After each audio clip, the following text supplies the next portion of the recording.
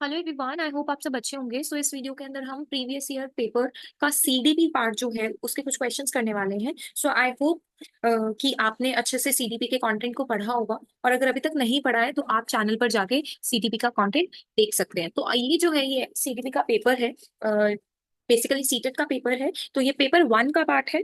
Paper one के अंदर के क्वेश्चन सब हम करने वाले हैं। So let's start with our first question. First question कहता है, while participating in a sports competition in the class, Tanuj tells his friend that he will participate in javelin throw and his sister can participate in jump rope. यानी वो javelin करेगा उसका भाई, और उसकी sister jumping रोप करेगी, रस्सी कूदेगी, क्योंकि वो लड़की है और लड़कियां javelin थ्रो नहीं कर सकती। देखो इसके अंदर ना सिंपल सी बात है कि वो क्या कर रहा है, एक स्टीरियोटाइप पाल रखा है उसने। स्टीरियोटाइप का मतलब क्या होता है कि लड़का सिर्फ और सिर्फ क्या कर सकता है, जॉब कर सकता है, या और लड़कियां सिर्फ हाउस वाइफ होती है। तो ये क्या है, ये एक स्टीरियोटाइप है। इक्वालिटी तो बिल्कुल नहीं कर रहा। अगर इक्वालिटी कर रहा होता तो क्या कहता, या आप भी वही करो। कॉन्स्टेंसी मतलब न्यूट्रल है वो। और इक्विटी, इक्विटी के अंदर होता है कि मान लीजिए कि दो बच्चे हैं, ठीक है, दो बच्चों को एक मैच देखना है। एक बच्चे की हाइट छोटी है और एक बच्चे की हाइट बड़ी है, तो बड़ी वाली हाइट तो आराम से देख सकता है। जब हम छोटी वाली हाइट को एक चेयर दे देंगे और उसको भी विजिबल होगा, दोनों को सेम चेयर नहीं देंगे, इसको तो ऑलरेडी दिख रहा था, तो इसको ऐसी चेयर देंगे जिसके अंदर उसको मतलब छोटी हाइट की देंगे, जिसमें हम दोनों के साथ ही बराबर कर रहे हैं, but on the basis of उसकी जरूरत क्या है, उस बच्चे की नीड क्या है। तो ये नहीं होगा। यहाँ पर बच्चा क्या कर रहा है, एक जेंडर स्टीरियोटाइप कर रहा है, क्योंकि उसको ऐसा लगता है लड़कियां क्या कर सकती हैं, सिर्फ और सिर्फ रोप ही कूद सकती हैं, वो जावलिन थ्रो नहीं कर सकती। Let's come to the next question. While divergent thinking, जो डाइवर्जेंट थिंकिंग होती है, देखो डाइवर्जेंट का मतलब क्या होता है कि आपकी थिंकिंग के आप ओपन माइंडेड हो, राइट। और कन्वर्जेंट थिंकिंग का मतलब है आपकी थिंकिंग एक ही पॉइंट पे आकर रुकती है, ठीक है। तो जब हम डाइवर्जेंट थिंकिंग करते हैं तो वो इंकरेज करता है हमें मल्टीपल आंसर। अभी मैंने आपको बताया कि बहुत सारे रास्ते हो सकते हैं। ओपन माइंडेड, ये तो हो गया आपका इनकरेज वाला। दूसरे वाला पार्ट पढ़ते हैं, ऑन करेक्ट सॉल्यूशन नहीं। प्रमोट्स मैथिकल एबिलिटीज, ये भी नहीं होगा। वर्बल एबिलिटीज, ये भी नहीं होगा। और कन्वर्जेंट थिंकिंग में fix on one correct solution, तो ये वाला जो ऊपर वाला मैंने बनाया था कि आपकी सारी सोच एक ही पॉइंट पर आकर अटक जाती है, तो ये क्या है, ये कन्वर्जेंट, राइट। सो सेकंड का आंसर जो रहेगा that is the first one.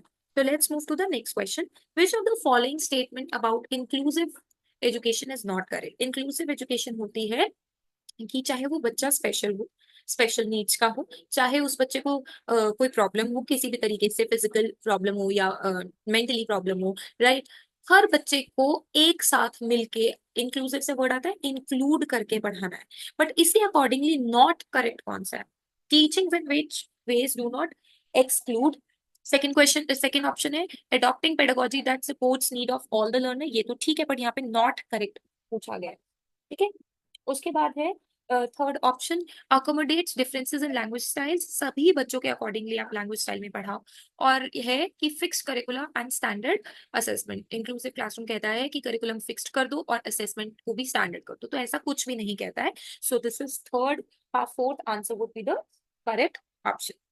Let's come to the assertion reasons. आजकल ना पेपर में असर्शन रीजंस भी आ गए हैं, तो हम इसको भी करते हैं।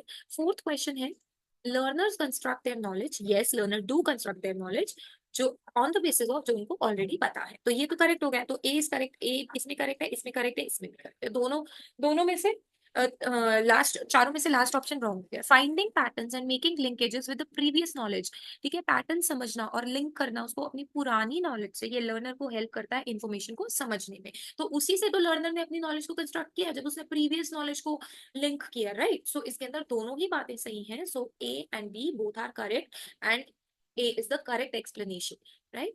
नेक्स्ट है, childhood is experienced differently by the children across culture. जो चाइल्डहुड है, हर बच्चा हर कल्चर में अलग अलग क्या करता है, अलग अलग रहता है। हाँ, ये तो ट्रू है, राइट। कल्चर के अकॉर्डिंगली सबका जो एक्सपीरियंस होगा वो अलग होगा।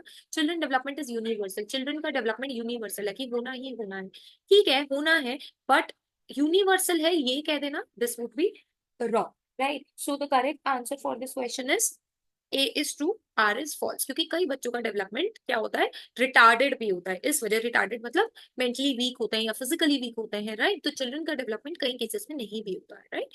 So next question है, according to attribution theory of motivation, which of the following is more likely to result in persistent effort and improve performance? कौन किस में से परफॉर्मेंस में सुधार आएगा, आपको ये बताना है। ठीक है। सो इसके अंदर ऑप्शंस दिए हैं, इंटरनल एट्रीब्यूशन होगा सक्सेस के लिए और एक्सटर्नल एट्रीब्यूशन होगा फेलियर के लिए। एक्सटर्नल एट्रीब्यूशन, एट्रीब्यूशन मतलब बाहर से आपको सक्सेस चाहिए और अंदर से failure. Internal attribution for failure as well as success and external attribution for failure as well as success. तो भारत से समझ लीजिए, अभी प्रेरणा के आरोपण सिद्धांत के अनुसार निम्नलिखित में से किस से लगातार कोशिश और बेहतर प्रदर्शन की संभावना है, क्या आप ऐसा करें कि उससे आप में बेहतर चीजें हो जाए। सो सबसे बेस्ट आंसर है internal attribution for failure as well as success. जो भी आप काम कर रहे हैं इंटरनली उस चीज के लिए आप क्या करेंगे, एक्सटर्नली किसी को दिखाना नहीं है इसके अंदर, राइट। इसके अंदर इस थ्योरी में ये बोला गया है कि अगर आप अपना क्या चाहते हैं, इंप्रूवमेंट चाहते हैं, तो उसके लिए चाहे फेलियर हो चाहे वो सक्सेस हो, इंटरनली असफलता और सफलता दोनों के लिए आंतरिक आरोपण होना चाहिए। So third option is the correct option. Let's come to the next question, which of the following is a key principle. देखो, प्रोग्रेसिव का मतलब होगा बच्चे के अंदर प्रोग्रेस आनी चाहिए, तो आप उसके लिए स्टैंडर्डाइज टेस्टिंग करेंगे या फिर पैसिव रेसिपिएंट होंगे नॉलेज के from there teachers. Learning should be based on authentic task, learning सिर्फ और सिर्फ ऑथेंटिक टास्क की ही होनी चाहिए और करिकुलम पहले से ही फिक्स होना चाहिए। तो प्रोग्रेसिव कराने में ना, तो लर्निंग ऐसी होनी चाहिए जिसमें कोई ऑथेंटिसिटी हो। ठीक है, ऐसे ही कुछ भी करा दे वो क्लास में नहीं कराना है। अगर हमें बच्चे की अचीवमेंट चाहिए तो हर एक एक्सपेरिमेंट, हर एक टास्क रिलेटेड होना चाहिए किससे, बच्चे के टॉपिक से।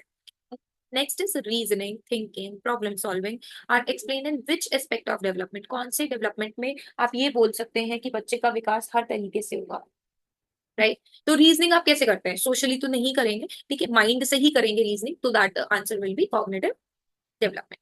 Let's come to the next question. Lev Vygotsky proposes that, लेव वेगोस्की ने जो थ्योरी दी थी उसमें क्या बताया था उसने, डिसइक्विलिब्रियम, अडेप्टेशन, ये तो प्याजे ने बताया था, ऑर्गेनाइजेशन या इनर स्पीच। वेगोस्की ने कहा था इनर स्पीच के बारे में, राइट, कि बच्चा क्या करता है, खुद से बातें करता है, right. So this is the inner speech. Next question is 10th question, which is in Lawrence Kohlberg moral development theory children move from understanding consequences of act to determine. Children धीरे धीरे मूव करते हैं कि क्या चीजें सही है क्या चीजें गलत है, और बाद में उनको समझ में आता है कि रूल्स और लॉस फ्लेक्सिबल होते हैं, उसे चेंज कर सकते हैं, राइट। लॉरेंस कॉलबर्ग्स इसका रीजन ये है कि वो आर्ग्यू करते हैं कि मोरल डेवलपमेंट प्रोग्रेसिवली स्टेजेस में आती है। तो दोनों ही बात सही है। देखो, मोरल डेवलपमेंट बच्चे के अंदर धीरे धीरे आएगी, एकदम से नहीं आएगी। तो वो यही बता रहा है कि एक स्टेज से स्टेज खुद कैसे दूसरी स्टेज तक पहुंच पाता है, ठीक है। So this option is the correct option. Harvard gardener की जो थ्योरी थी मल्टीपल इंटेलिजेंस की, राइट, उसके अंदर इसमें से कौन सा करेक्ट मैच है ये बताना है आपको। तो intrapersonal skill in understanding relating to others, नहीं, इंटरपर्सनल ये नहीं होगा। लॉजिकल मैथमेटिकल, इसमें हम लॉजिक वाली चीजें सीखेंगे, तो एथलेट तो होगा नहीं। म्यूजिकल, परफॉर्मेंस और कंपोजिशनल, ये ठीक है, क्योंकि कंपोजिशनल के अंदर क्या रहता है ना, हम लिरिक्स कैसे कंपोज करते हैं ये सब। स्पेशल, स्पेशल वो होता है जब जिसको हम टच करके फील करते हैं। तो जो करेक्ट होगा उसके अंदर, that is the musical one. Which of the following is not correct about learning, जो लर्निंग के बारे में करेक्ट नहीं है। Learning depends on learner previous knowledge, ये तो बिल्कुल सही है, लर्नर की प्रीवियस नॉलेज पे ही लर्निंग डिपेंड करती है। Learning is implies reorganisation of prior, ये भी ठीक है, प्रायर कॉन्सेप्ट्स को हम क्या कर रहे हैं, दोबारा से माइंड में रीऑर्गेनाइज करें। लर्निंग सोशली भी होती है। Learning is a product rather in, no, learning is not a product, it is a process. धीरे धीरे लर्निंग होती है, ठीक है, एकदम से बच्चा सीख नहीं सकता है, धीरे धीरे ही किसी भी चीजों को सीख पाएगा। प्रॉब्लम सॉल्विंग कब ज्यादा बढ़ जाएगी, मतलब प्रॉब्लम सॉल्विंग को इनमें से कौन सा बढ़ावा देता है, divergent thinking, functional fixedness, response set या फिर पैसिव इमिटेशन। देखो, डाइवर्जेंट थिंकिंग में ना हम क्या करते हैं, हर तरीके से आंसर को ढूंढते हैं, है ना, और इसी वजह से डाइवर्जेंट थिंकिंग जो होगा that will be the correct answer. Kohlberg theory के accordingly moral development at which stage are children are self centred. कौन सी स्टेज में चिल्ड्रन सेल्फ सेंटर्ड हो गए, मोरल के अंदर second stage in the first level, इसके अंदर बच्चे क्या होंगे, खुद के बारे में सोचते हैं, सेल्फ सेंटर्ड होते हैं, राइट। नेक्स्ट क्वेश्चन है, inclusion of students belonging to disadvantage group demands. अगर आप उन बच्चों को भी एक साथ पढ़ा रहे हो जो थोड़े डिसएडवांटेज ग्रुप से बिलोंग करते हैं, ऐसे वर्ग से बिलोंग करते हैं जो कि आप ये बोल सकते हैं कि इतना अमाउंट नहीं दे सकते, अच्छे उसमें नहीं पढ़ सकते, राइट।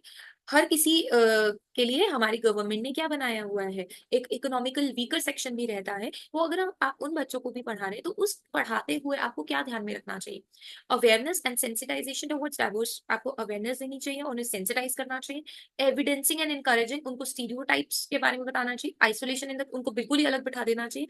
सेम एबिलिटी वालों को एक साथ बिठाना चाहिए नहीं।